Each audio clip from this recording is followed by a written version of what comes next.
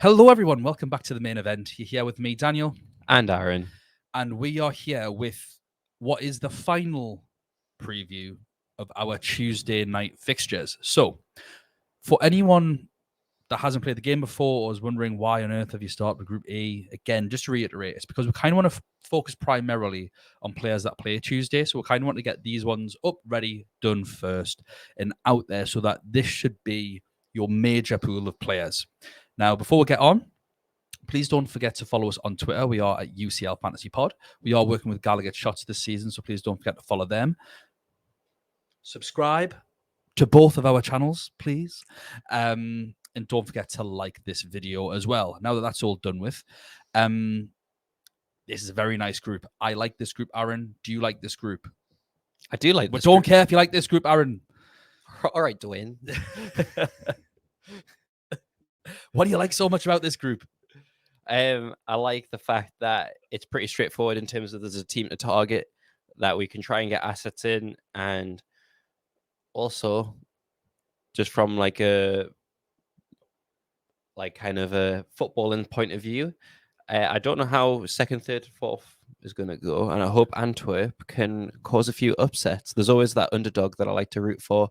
I mean, there was a few years ago Sheriff when they beat Real Madrid. Yes, magic. It's still unbelievable, and I would love it if Antwerp were able to do something similar. Did they not beat Shakhtar as well in the first?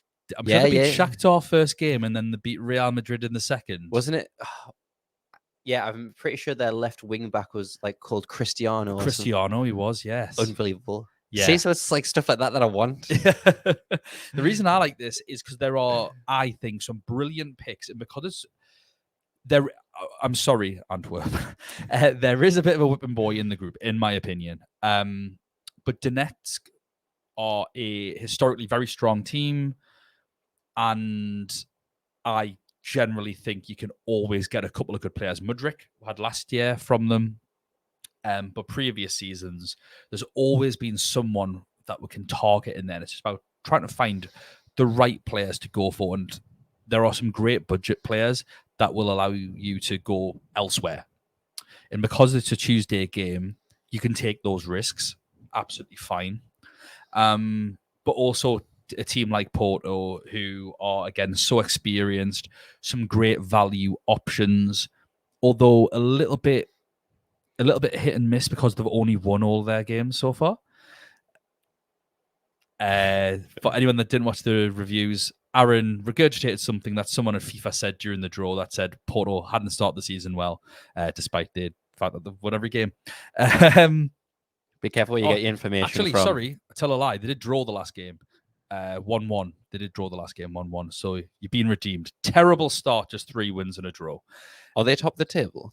I haven't checked. I don't really care after 4 games, personally. It's one of them where someone could be 8th. And it's just... Well, they're not top of the table, so it is a terrible start of the season. It's a travesty. Yeah. So, yeah, this is like the type of group that, because it's competitive, you can go for some little gems. We will start with the team that people want to talk about. Obviously, it's Barcelona, and they're at home to Antwerp. So I think we should maybe get Antwerp out the way. Are they getting Placenniad? They're almost getting Placenniad. They won 3-1 on aggregate to get here, 1-0, 2-1. So won both games. Very nice. However, in the Belgian league, they played 5 games this season, and they've got 6 points in the Belgian league. That's pretty good.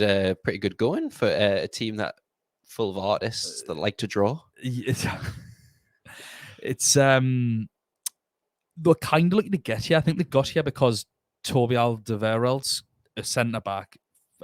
Yes, that Tottenham centre back that I'm surprised hasn't retired yet, scored like a 30-yard screamer into the top bin to win in the 99th minute. I don't know what it was. It was insane. For them to win their league last year. Bruges had a shocker last season. So, yeah, it's not gone well for them. I have not picked out a single player, and I am happy to Plezenia these. Plezenia? Especially for this first match. Yeah, especially against Barcelona. Barcelona. So, speaking of which, Barcelona transfers in, first of all, Romeo, bit of an odd one from Southampton, but he actually fits Xavi's defensive style very well. Gundogan, who we can now add to the injury list as well after the international break. Joao Cancelo and Joao Felix. Transfers out. Ousmane Dembele has gone to PSG. Frank Kessie has gone. I don't think he played that much last year. I think so, but it was like pre-Christmas he played, and then he sort of just dipped. And Ansu Fati's off to Brighton on loan. Ronald Araujo is injured, so bear that in mind whenever we talk about these players. However, he'll likely come in at right back mid-September. I think it's probably going to be too soon, the first Antwerp game. However, Porto onwards, he's probably going to be back in for that. Pedri is out until October, so that's big. Pedri, Gundogan, both out. How do you think it's going to affect them? I don't think it's going to affect them too much, to be fair, because obviously, like, they have just an array of talent that keeps coming through. Like, there's still a glaring omission from the game. Yeah, I think we're all interested to see the price of the 16-year-old superstar. I don't know. Yes. Well, you don't know. I don't know his name. Well, you best fact check yourself then. But I think I don't think it'll actually affect them too much, just based on the type of players that they have, and just as a unit. Plus, it's against Antwerp. Like, yeah, I won't actually make you fact check yourself. He's called Yamal. Yeah, I'm keen to see his price, but I think it's gonna be 7.5 million or something outrageous, and you're just not going to get him. He will be a forward as well. Yeah, he won't be game breaking. Barcelona, they play they've played a few different ways this year. They've changed from double pivots with number 10s to sort of box midfields. They've played a back three with wing backs. They've played a normal flat 4-3-3. They've done everything. It's annoying. It screams inconsistency. They drew 0-0 first game of the season. Since then, they've won 2-0, won 4-3, and won 2-1. I currently have double Barcelona defense in my team, and I'm now looking at this going, what on earth am I thinking? But Koundé's 5 million, Christensen's 5 million. Ter Stegen's too much. He's too much. Again, 27% owned. You don't need a 6 million goalkeeper for the. He's 5.5. Is he 5.5? I still don't think I'd get him over Koundé or Christensen at 5 million outright. I think it's more so because every other keeper under the sun is 6 million.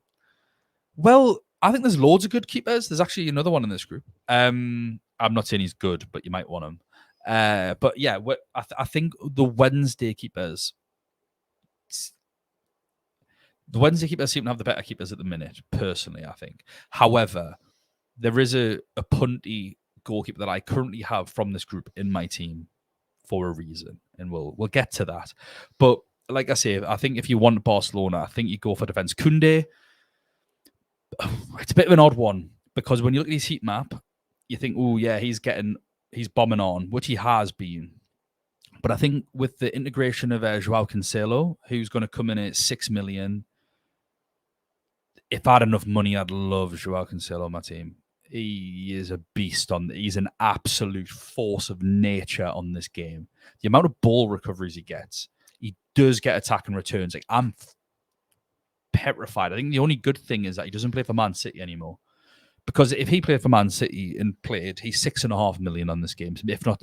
If not maybe 7. I think he could be the first 7 million player I've seen on this game. He is that good. And he's that suited to this game. But he's not played for them yet. And it's one of those where you could go down to 4.5 million and then upgrade Koundé up. Potentially, I don't know. You might have to go to 4 million. It's just tough to get everyone in. Koundé has scored this season. What are your thoughts on that Barcelona defense? I mean, last season they were very, very good. It was like their biggest strength. It's one of the reasons why they won the league. I think that there's a lot of kind of moving pieces in terms of this season.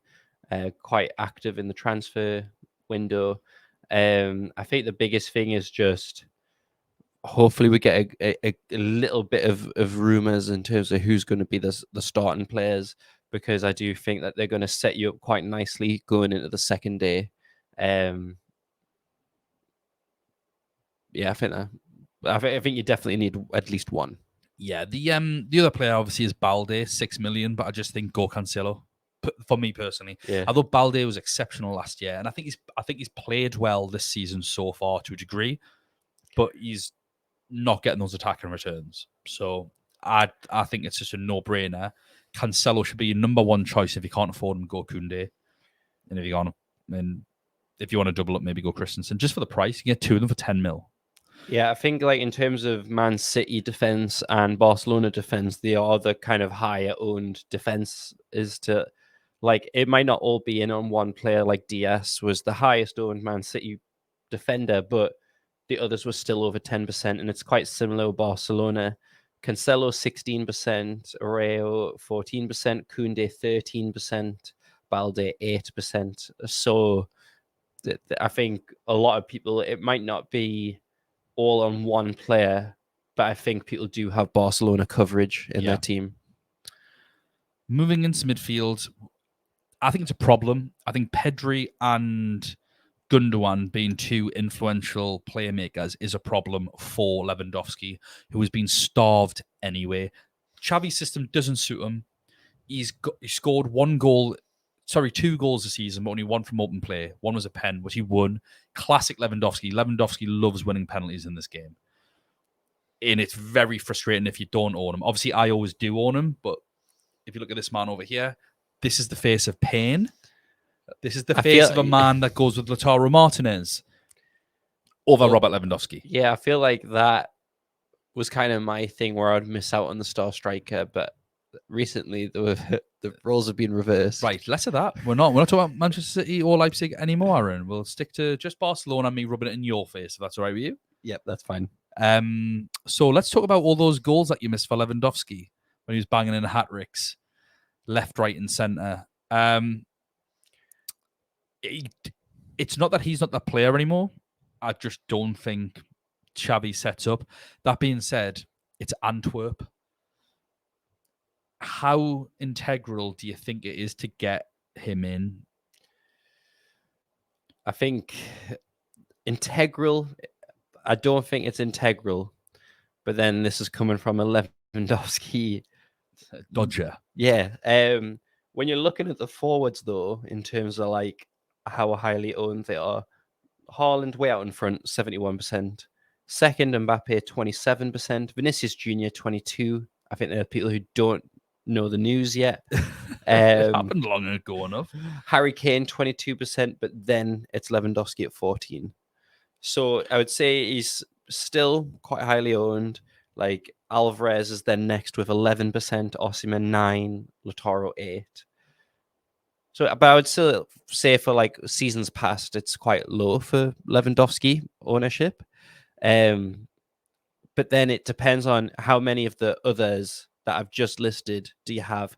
Pretty much everyone in their dog has Haaland. Do they have Mbappe as well? A big good look to see how the rest of your team looks. Harry Kane, I think 22%. I think that should be more.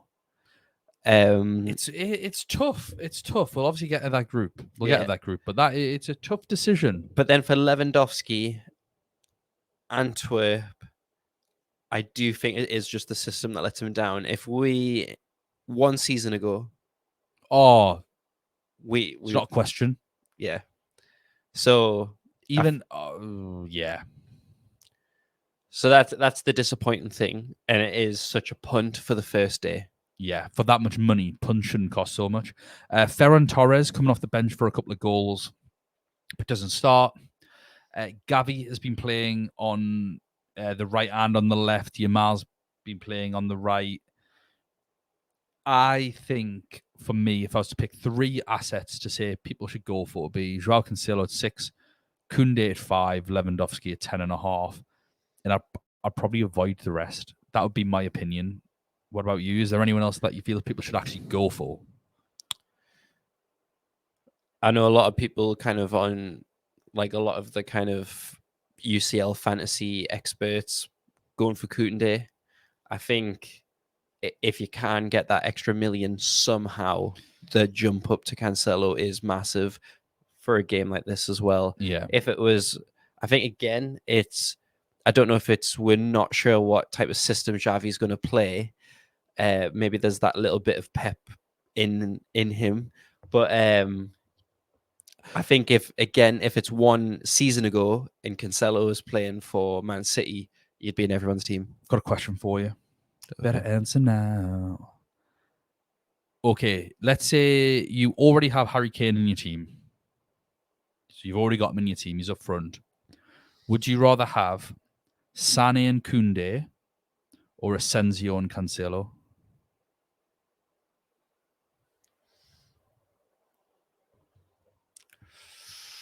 If you already have Harry Kane in your team, just know that I am going to do the opposite of what I say. I am not taking Sane out, but that double up is better, isn't it? In terms of Asensio and Asensio. Cancelo. Yeah. I currently have Sane and Christensen, so I and Koundé. So I kind of like the Barcelona double up for that Antwerp game, and then at home to Donetsk. I think away is probably a bit more of an issue. Yeah. So I like the idea of having Asensio and Cancelo. I do think I'm locking myself into a match day 3 wild card with that, though. I think Sané has more legs in terms of Asensio's a 1 week punt. I think Sané is very much, once you've got him, you just keep him. Yeah. Especially for the group stage. 100%. Missed a group stage. He has missed a group stage. And Man United are rubbish, especially if they've got, sorry, Man United fans. But if they're playing any semblance of Johnny Evans and Harry Maguire at the back, I think Varane's out. I think I imagine it's going to be Lindelof and Martinez anyway, and they're not bad. Yeah. I think with like Barcelona as well, you mentioned it before about the double up. So normally we don't talk about that until like the knockout stages in terms of variance and stuff like that. But I think Barcelona against Antwerp is a great example where probably everyone's going to have at least one defender. If you are able to double up and they happen to score really, really big, that could be a good way to separate yourself from the crowd. Score for the game? 3-0. I'm just going to go 2, I think they'll keep a clean sheet, and I just think they'll get the job done. And I don't think they'll be overly creative without Gundogan and Pedri. I think the fact that I don't have Lewandowski, I probably won't have Lewandowski. He's getting a hat-trick. Yeah. So everyone else... Captain Lewandowski, match day 1 over Haaland. If you want.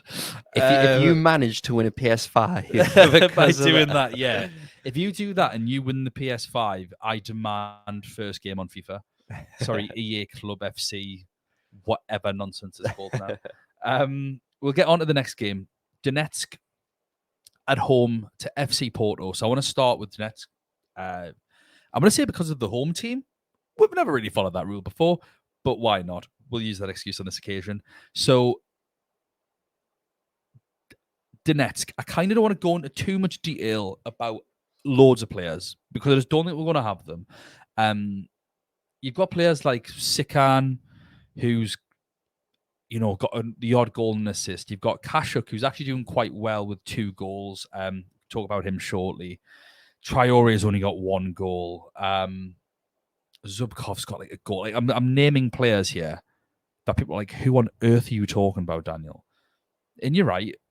Last year we had Shved and we had Mudryk, who prior to the season you could just see were the players to go for. The player that I'm getting that most vibe from here is Kashuk at 5.5 million. I still don't think you're likely to go for him just because of the Porto fixture. I think you kind of want him for those Antwerp ones, but it's going to be match day 2 and match day 5. Now, if Shakhtar are playing for something, I think Kashuk is a very good pick. 5.5 million.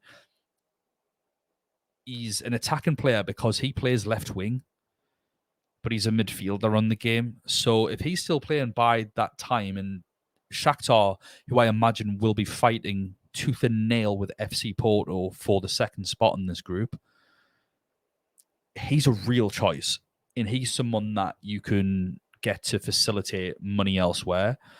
But for now, I just don't think he's a pick. Is there anyone going forward from Donetsk that you would pick? I personally don't have my eye on anyone. Anyone at all? I have one of these players in my team, Aaron. Oh, very good. Tell us more. So I've got Riznik, who is the goalkeeper, because he's 4 million. He plays every game. The reason why he's 4 million is because Truba has been bought by Benfica. 5 million, I think he is, on the game.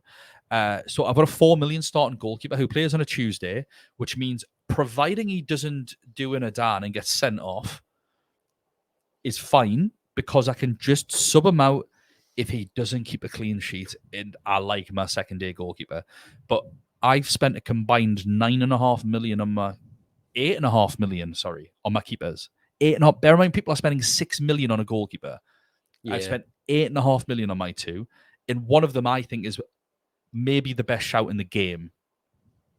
It could be 6 million because of the team that he plays in. We'll get to that in a different group. But because of that, I don't care. I'm going to limit this wild card in 2, so I literally do not care that he's playing Barcelona or whoever else. I was Antwerp anyway. But I don't care. That does not bother me at all. When it gets back around to Barcelona for the double ups there, I'm just going to keep the other goalkeeper in. I'm not that bothered. I found rotating goalkeepers can actually still be a nightmare in this game. You never seem to pick the right ones, even though you can swap and change. Sometimes you get a 6-pointer, you leave him in, and then your other goalkeeper saves a pen, and it just... I'd still always recommend having 2 playing, but I've got 2 playing, and who knows what he could do. On that 4th match day as well against Barcelona, it's a Tuesday. The 5th's a Tuesday. So I can keep him in on a wild card if I want to. If they're that terrible, I can get him out. If someone else shows a shining light. Another player, Kozik, is a 4 million defender. He's played 3 of the last 5 games. Actually has an assist in the last game in a 4-1 win. I don't think I'm that brave. I think there are way better defenders to get than a 4 million fodder. He is if you are absolutely desperate to fit in Mbappe with Haaland, with Cancelo sort of job. I'm not that desperate with how good the defenders are. The reason why I'm happy to go for the goalkeepers, because I think the goalkeepers are either overpriced or not that great. Yeah. No, that's fair. And I think you've made a good case. So we'll see his ownership. Riznik? We need a Riznik train or something We need the Riznik train. On to Porto. I think Aaron, obviously you're the expert, knowing about their terrible start with 10 points out of 12. It's a disgrace, Porto. You should be ashamed of yourselves. What are your feelings towards Porto this season? I think the first things is looking at their most owned players. David Carmo, 4 million defender, 10% owned. Don't. Do not do it. Costa, 5.5 goalkeeper. Obviously, we know his heroics from last season. 6%. It's not crazy, but again, 5.5 million, isn't he? I think it's a weird pick because you are literally counting on him saving pens, which is a fair tactic. I owned him last year for his 3 pen saves in a row. His assist. Oh, yeah, we're counting on him for attacking returns. I forgot, actually. Wild keeper. But they've not kept a clean sheet yet this season, Porto. That's just, honestly, it's just crazy. And he's 5.5 million. 3 games in a row, and then an assist. It's only in UCL fantasy, But the thing is, the first time he got the first penalty save that he made, it was between him and Sporting Lisbon's Adan. And Adan got sent off and conceded 4 goals. So people either got 16 points or -2. It's just great. That was one of the great days, especially as a Costa owner. The meltdowns. It's why my season fell apart after that, because I was not gracious in victory. But in terms of the rest of the defenders, though, there's a lot of 4.5s, lots. So there's actually some potential bargains in here. Yeah, I think Wendell's the starting choice left back. He got a red card. He got a goal and a red card opening day of the season. But he had to miss the next couple of games. Sanusi came in, and then he came straight back in. So I imagine if you are looking at the game thinking, who are these? I think Wendell's going to be the starter over Sanusi. Marcano is the one I'd go for. 4.5 million centre back. He's got 2 goals in 4 games. 4.5 million. I think João Mario right back's 4.5 million, but he's actually not great. He's a very average footballer. I don't think you're going to get much joy out of him attack and return wise. Q2 assists. If I was going for one of these, I'd go for Marcano. Who would you go for? I think Marcano in past seasons was one of the highly owned ones. So it definitely a shout in terms of his goal threat. But Wendell, you kind of mentioned him, he's 0% owned. So I guess a lot of people are confused about that kind of situation with the red card. And but I think just any kind of, I think the defenders, again, with them being cheaper than the goalkeeper, is where to go if you do want defensive cover, because it's not worth getting paying the extra million for the point, like for the team that's going to get you the similar points. Like, I can't see Costa repeating his. I mean, if he saves one more penalty, I'd be astounded. Let alone 3 in a row. I also think when you get a 3 and 4, match day 3 and 4, double against Antwerp, I think Marcano or whoever, if someone else shows themselves to be a good pick, I think that's where you want to invest, especially with them all. I think they're all 4.5 million, a lot of them. So pick your poison later on. Donetsk away isn't an easy game. I think people look at it and go, oh, yeah. They're not. They beat Real Madrid 3-2 on the opening day 2 years ago or something like that. And that wasn't at the Bernabeu, but it was away because it was when they had they're playing at the training pitch, weren't they? The 3-0 up at half time or something wild. Yeah. So, yeah, Shakhtar can score. Moving into midfield, they've sort of settled on like a 4-4-2, basically, where Pepe is the right winger, Galeno is the left. I say winger, the midfielders. Nico and Justicao. It's better than my guess. Yeah, they're the players. And that's because Grujic is injured. So Grujic normally plays instead of Nico, but because he's injured, he's now getting a game. Players like Otavio, Uribe, they've all been sold. Also, just in defense, Pepe is injured. So ex-Real Madrid Pepe, who I think people might put in, he is injured. Cardoso's been playing there. Cardoso played before Pepe. Pepe came in for a game and then he was out again after his injury. How old is he now? Like 38, 39? Older or younger than Pirlo? Well, he's younger than Pirlo for sure, but I'm going to guess 38. What are you going to guess? I'm going to guess 39. He's 40. Wow. He's doing very well. He's got amazing skin for a 40-year-old as well. Amazing skin. Amazing skin for a 40-year-old.